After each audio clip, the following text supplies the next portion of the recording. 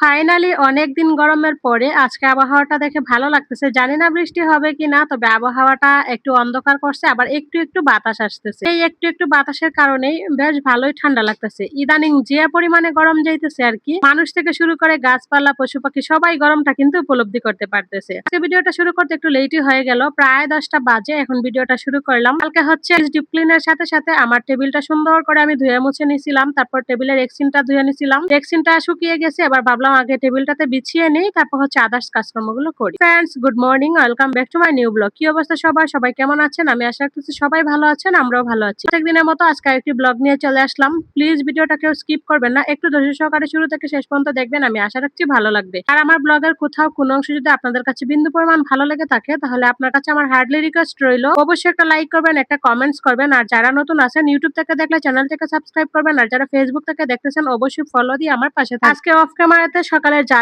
কাজকর্ম ছিল সবগুলো করে সকালে রান্না বান্না খাওয়া দাওয়া সবকিছু হয়ে গেছে। তো এখন ভাবলাম টেবিলটা একটু গুছিয়ে নেই, টেবিলটা গুছিয়ে তারপর আরেকটা বিছানা গুছানো একটু বাকি আছে, ওই বিছানাটা একটু সুন্দর করে গুছিয়ে নিব। এই তো আপনাদের সাথে কথা বলতে বলতে টেবিলটা গুছানো হয়ে গেছে, আর এই যে দেখেন ফাইনাল লুক, এখন ভালো লাগতেছে। টেবিলের মধ্যে রেক্সিনটা বিছানো থাকলে না গ্লাসটা হচ্ছে অনেকটা সেফলি থাকে, তো সেই জন্য আমি একটা রেক্সিন বিছিয়ে রাখি। আর না হলে যে কোনো একটা স্পট কিংবা যে কোনো কিছু সর্বপ্রথম গ্লাসের উপরে পড়বে, সেজন্য আমি একটা রেক্সিন বিছিয়ে রাখি। আপনাদের কাছে কেমন লাগতেছে অবশ্যই কমেন্টস করবেন। ডাইনিং টেবিল গুছিয়ে আসতে না আসতে এদিকে দেখি প্রচন্ড পরিমাণে অন্ধকার করে ফেলছে, মনে হচ্ছে বৃষ্টি আসবে। যদি আসতো তাহলে মানুষ, গাছপালা, পশু পাখি থেকে শুরু করে সবার জন্য ভালো হইতো।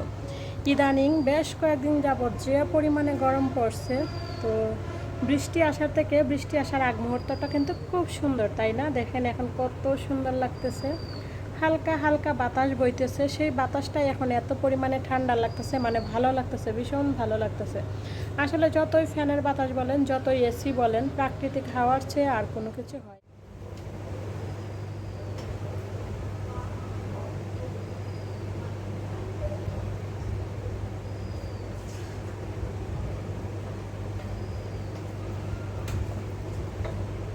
অনেক দেখা হইছে বাহিরে প্রাকৃতিক দৃশ্য, এবার চলেন বিছানাটা গুছিয়ে নেই। ওই বিছানাটা অলরেডি অনেক আগে গুছানো হয়ে গেছে। যেহেতু ঘুম থেকে উঠতে একটু লেট করছে, সেজন্য এখন আমি এই বিছানাটা গুছিয়ে নিতেছি। আর বিছানাটা গুছানোর পরে দেখেন কত সুন্দর লাগতেছে, তাই না? মনে হচ্ছে যেন ২টা রিয়েল গোলাপ বিছানার উপরে রাখা হয়েছে। যে কোনো কিছু একটু গুছিয়ে গাছিয়ে রাখলে দেখবেন ভালোই লাগে। চোখের যেরকম প্রশান্তি মিলে, তেমন মনেরও একটা অন্যরকম প্রশান্তি কাজ করে। আর আমরা তো এখন ঠাকুর দিতে পারি না, যেহেতু একটু প্রবলেম চলতেছে, সেজন্য আমরা এখন ঠাকুর দেই না। বিছানা টিছানা গুছিয়ে একটু পানি পিপাসা পাইছে, ভাবলাম এখানে বসে বসে একটু প্রাকৃতিক দৃশ্য দেখি, তার সাথে একটু পানি খাই। এই যে দেখেন সৃষ্টির মামপর থেকে আমি পানি খাইতেছি, আর এদিকে বাহিরের দৃশ্যটা না এত ভালো লাগতেছে, বৃষ্টি আসার আগ মুহূর্তটা এটা এখানে বসে বসে আমি উপভোগ করতেছি।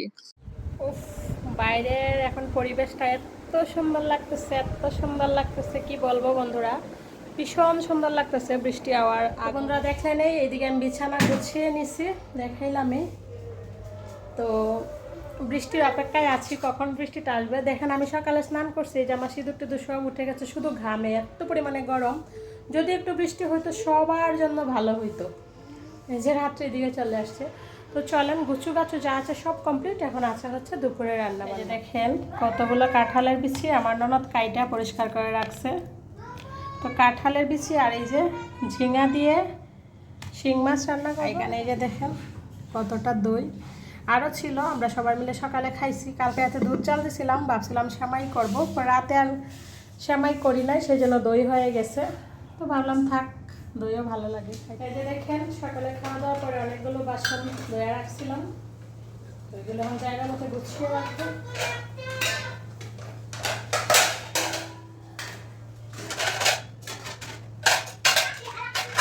এই তো সব জিনিস রেখে দিলাম।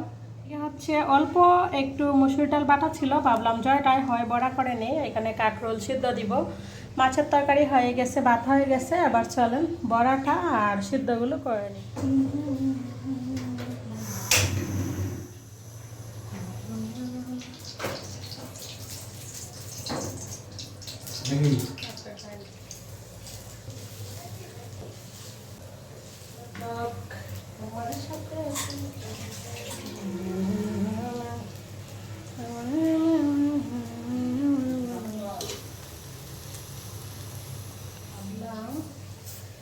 এটা কি লাভ বানাইছে কি তারা? এটা তোমার মাইয়া।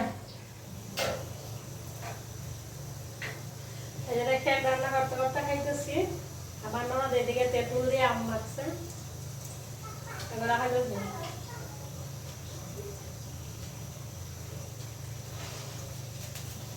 তেঁতুল